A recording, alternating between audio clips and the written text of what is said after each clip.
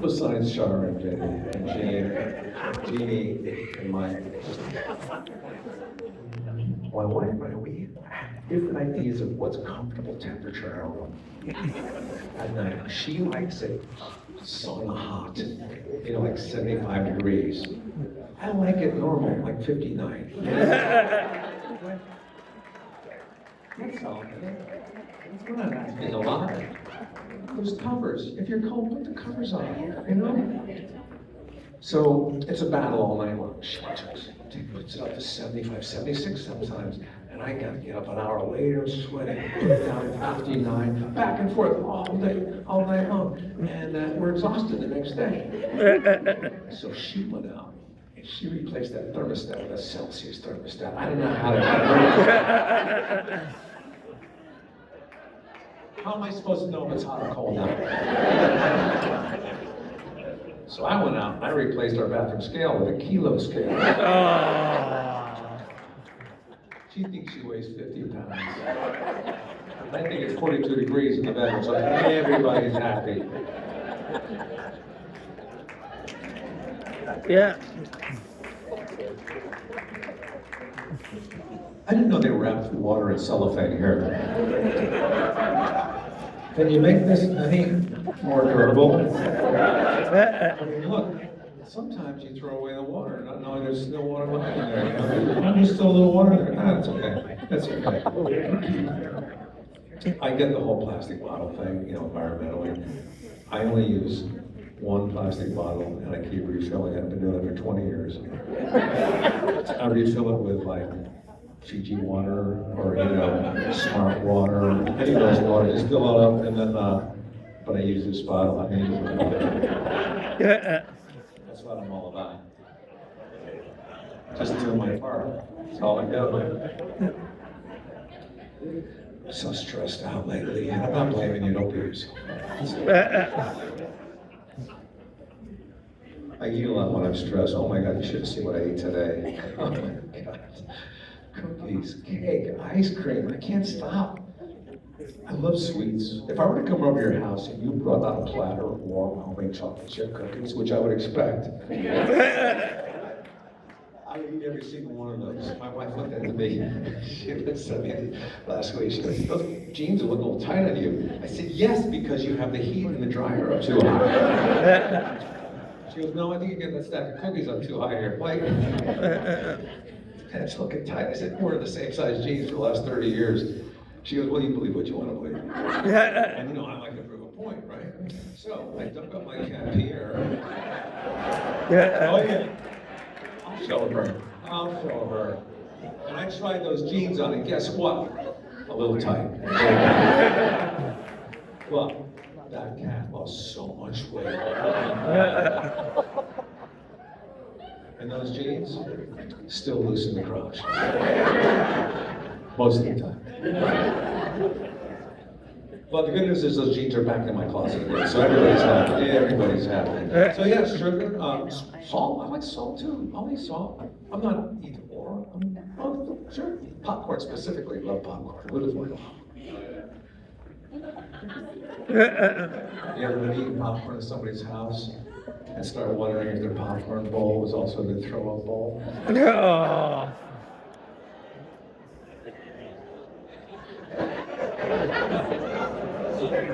Visit our house. I'll tell you that. Visit our house. Big time. You should come over and watch a movie sometime. I'm serious about that, by the way. I'm not just saying that.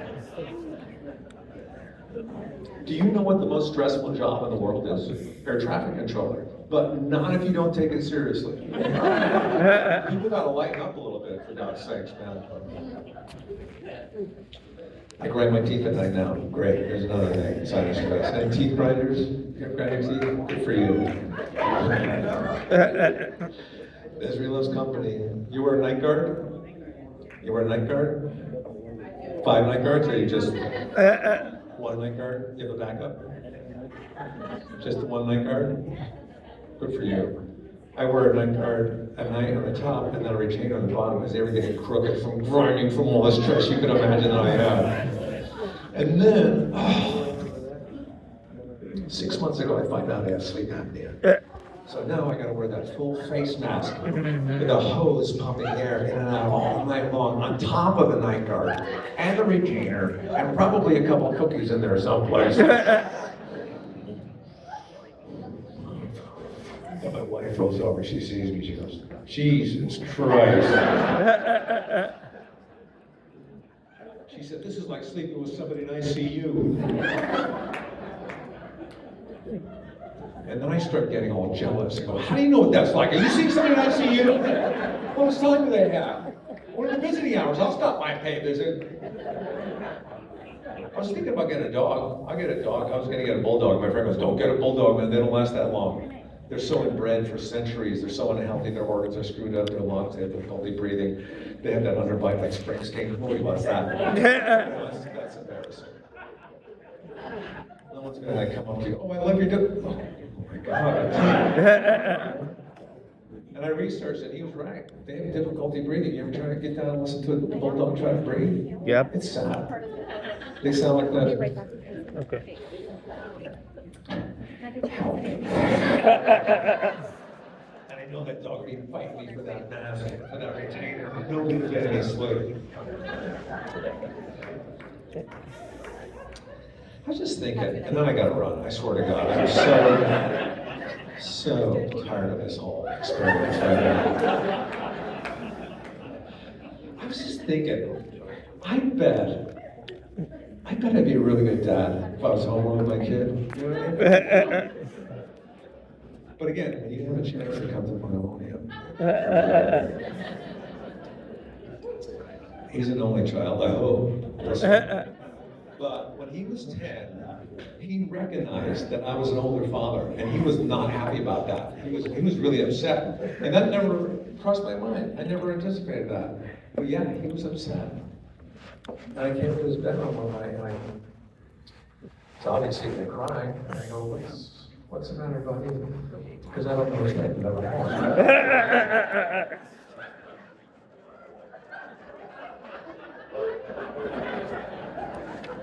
I just been thinking, I'm 10 now, and you're 63. When I'm 20, you're gonna be 73. When I'm 30, you're gonna be 83. You're not here for a lot of my life, are you? I said, Ronnie, what's this fucking? He said, I'm gonna be around for a long time. Don't you worry about that for 1 second. I'll be around when you graduate. I'll be around when you get married, when your kids grow up, all that stuff. But you gotta make that happen in the next 4 years. Otherwise, yeah, you're probably right. He said, no, I'm serious, Dad. He doesn't know my name either. Nobody knows anybody at our house.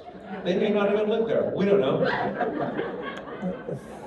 I said, look, nobody knows what's going to happen. Life is unpredictable, you know? There's no guarantee.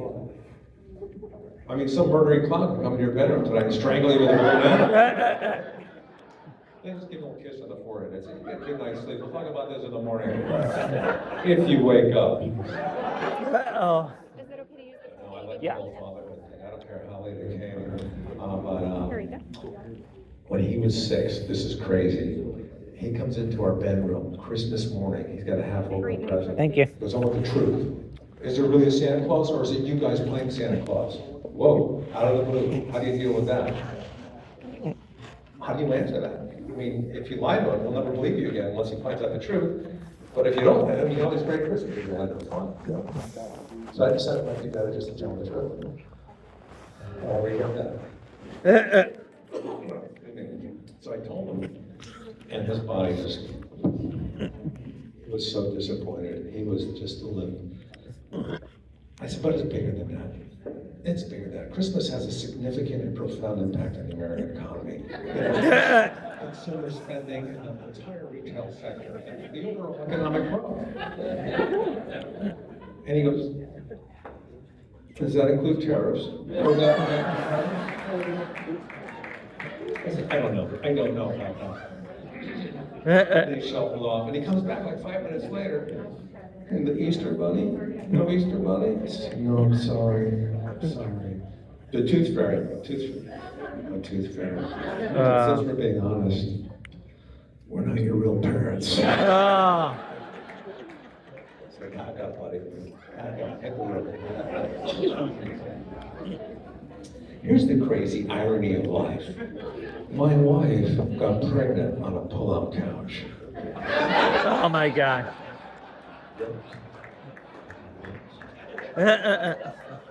Is there no decency?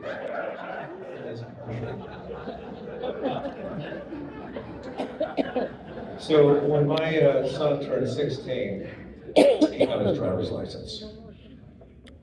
If you want to avoid an avalanche of anxiety and a panic attack, never drive with a 16-year-old who just got his driver's license. Oh my God. He comes to a full stop at every stop sign. It's like we're waiting there. It seems like a lifetime. Glaciers are melting. I could probably order Uber food from there and have it come back and we're still there. You know what I mean? And he stays the speed limit the entire way. And then I hear a clicking sound. He's using his blinker. Unbelievable. I mean, the road rage surrounding that car, other drivers, it was like a Apache surrounding a wagon train. And I would try to look at their eyes, I go, I know I get it, I'm sorry, it's... And by now I've climbed into the back seat. I can't take it. He gets pulled over by a cop. And the cop goes, is there a problem? And I said, I'm in the back, yes. He goes, we're thinking maybe you've had too much to drink because you're not making any mistakes out there. So anyway, so that went by, and now he's 18, and I'm 93. He's going to college, and we're going to be empty nesters. And we're kind of excited about that.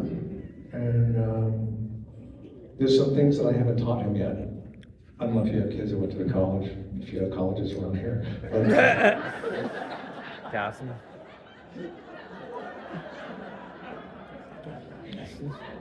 No, but I realize that there's stuff I haven't taught him, little things that he should probably know, but because with all the social media and stuff, and I overlooked it maybe, and I don't want, him to say, oh, my father never taught me how to do it. So I thought, why hasn't he learned how to do little things like opening up a can with a can opener?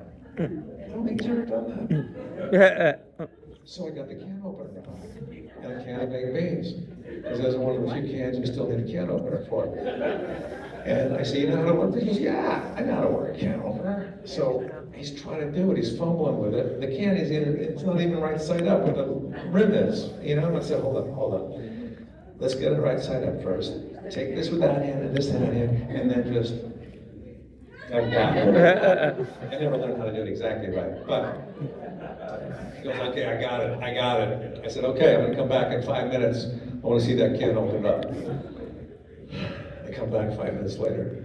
He's got the laptop open, watching a YouTube tutorial. Oh my God. On how to open up a can opener. A can of beans. And I said, well, you gotta work on that.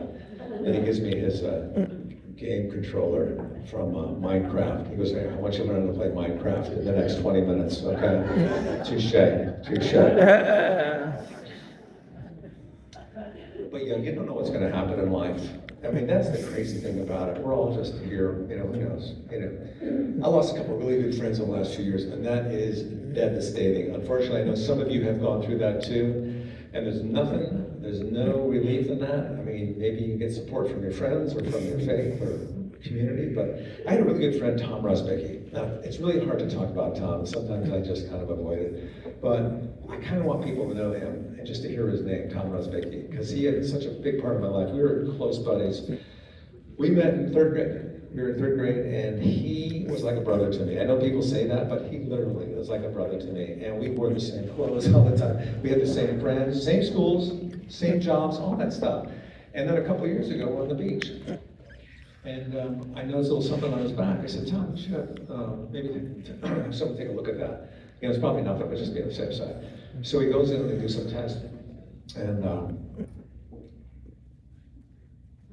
And it came back that it was inoperable, and they gave him 3 months to live. 3 months out of the blue like that, 3 months. How do you process that?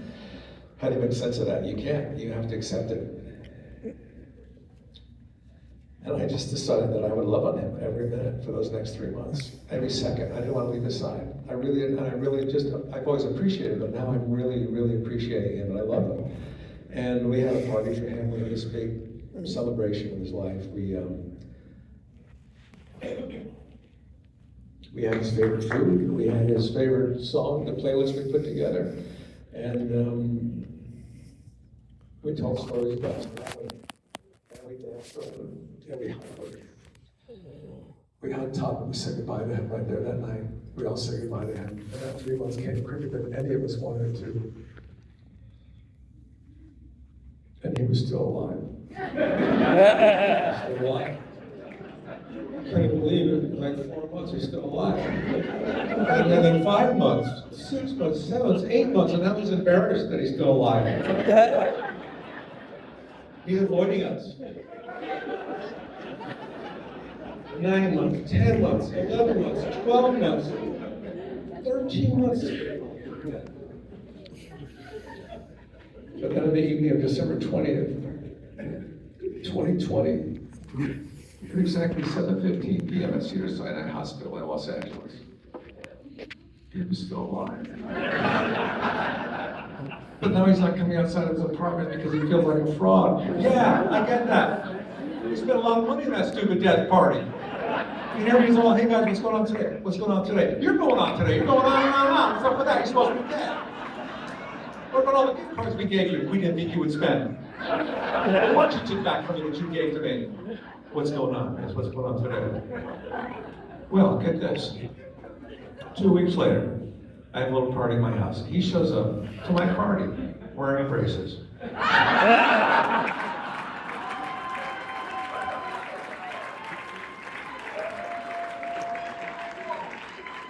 The next day, he goes off to the Bahamas. I'm thinking, hold on, no joke. You know, maybe he's looking for a place to spread his ashes. No, he got a timeshare in the Bahamas with his new fiance.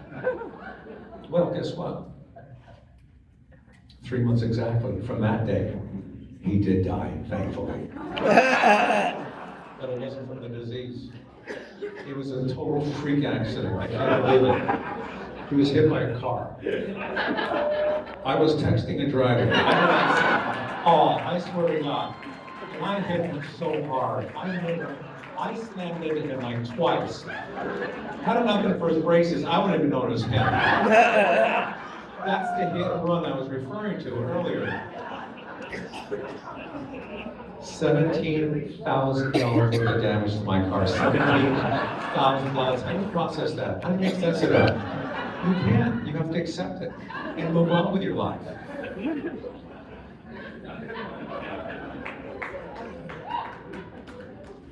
I love that car. We went so many places together. Since third grade, I had that car. And now I don't recognize it. It's just a mangled pile of metal. And I'm walking around and just thinking about all the memories. And I come around to the front bumper and I notice that Tom's braces are embedded in the bumper of my car. That's how hard I hit him. And I'm looking at him and go, wait a minute. Hold on a minute. Why not leave the braces in the bumper, see if it straightens it out by itself? Yeah. And it did. We'll take a break. We'll come back in a few minutes.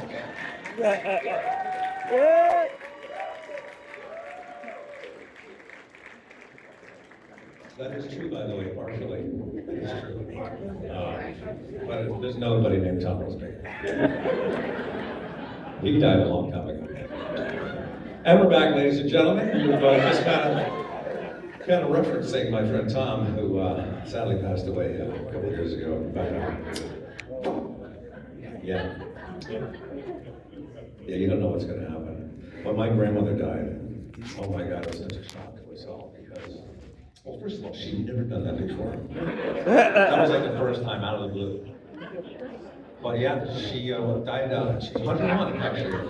She started, she's 101 years old. And 2 days after her 101st birthday, in the nursing home, she woke up and she told her nurse, she said, today's the day I'm going to die. It's like she knew it. You know how some people know that stuff? So she got dressed, put on her favorite outfit. She went to the cafeteria, had her favorite breakfast, came back to her room, and yeah, sure enough, blew her brains out with a free kiss.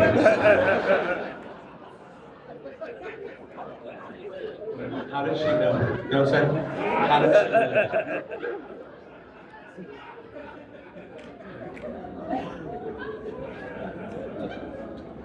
You know, my great grandfather was in the Civil War reenactments. That's when they first started back then. Because a couple guys on the battlefield got their facts mixed up. Basically, I killed 3 people. No, I killed 4. So then they had to start implementing the reenactment thing, just for, you know, litigation purposes. But yeah, and these things were accurate too. These guys, these reenactors back then, it was so accurate because they would go on the battlefield like 2 minutes after the real soldiers came off, and when it was fresh in their head, you know what I mean? And sometimes they would go on a little too soon, and they would get mowed down by the other reenactors. But luckily, he reenacted a deserter. And he ran off to Canada. That was really Mexico reenacting Canada. I'll talk about that later. So, you know, there's ways around. You can live longer if you do your research. I'm telling you, man, people, you have all this information available to you besides AI. All of these ancestry sites, $90 they charge you. If you're not doing it, you're really missing out. $90. They send you this kit. It's got like a, you know, a little test tube. You put a little saliva in it. It's so easy. You seal it, you send it in. And you get this trove of information back about your family and where they're from and the medical issues they have. And you kind of look at that, size it up, and negotiate around that. I don't know. So I thought, I'm on board for that. I'm going to do that. $90, sure. So I did 23andMe. Because I thought it was a dating site. You can imagine my disappointment. But yeah, they sent it to my house. It's sitting in my mailbox. I cannot wait to go out there and get things going.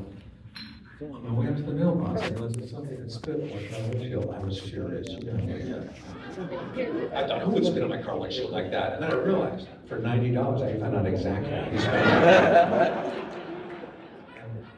It would be worth the $90 for me. So I scooped it up. I put it in a test tube. I sent it in. I waited 3 weeks, 4 weeks. Finally, I got back the information I was waiting for.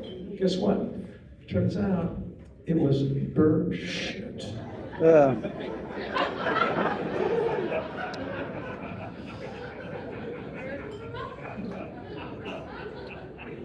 Somebody spit bird shit.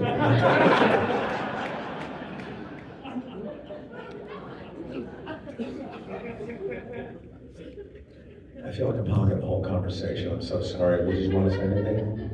How did you talk this much? Mike? Jean? Shar? Jean? High school teachers?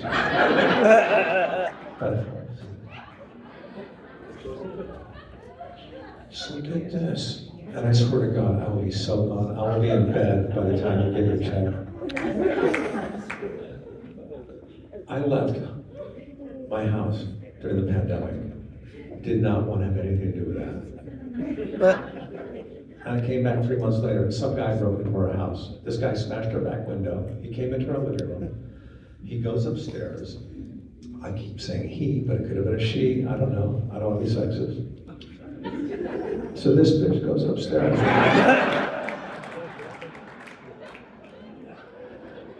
As a person, who cares? Well, you know, they take a couple things, a couple watches, you know. The most sentimental thing I have is just a simple rawhide necklace that had a little urn at the bottom that held some of my friend Tom's ashes. Had some herring and some bands in there. And the weird thing was he gave me those ashes before he died. That's what he's telling there. That's how guilty he felt about not dying. He was slowly cremating himself. Until he died. That's how he died during the month. That's what's before you're back out. I'd like to ask you to leave, please.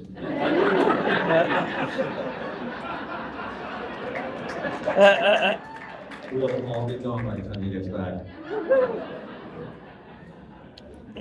So, get this. I'm walking by our bedroom, and I notice my wife is sitting on the side of the bed, crying hysterically, sobbing. I go, what's the matter, buddy? What's her phone?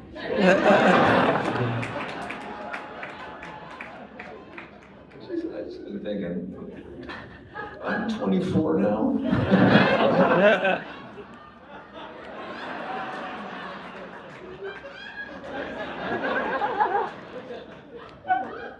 My wife went into a hall pass agreement. Do you know what that is? Janie, I could be with one other person for one night, no questions asked. But I realize you have to update your selection. You can't write somebody's name down on a piece of paper, right? Stick it in the drawer, then pull it out 10 years later, think you're gonna collect on it because things change. I looked at mine, Mary Tyler Moore. My wife's Bruce Jenner. What are you gonna do? Not my fault. Not my fault. Her choice. I gotta tell you, I have compassion for the whole trans community. I mean, that's a heavy thing right there. And, you know, go through all that transition surgery. I don't know if I would have the courage to do that. I really don't. You don't want to rush into something like that. That's for sure. I would do it very gradually if there were any thought in my mind about that. I wouldn't rush into that. And Mike, I know you thought about this.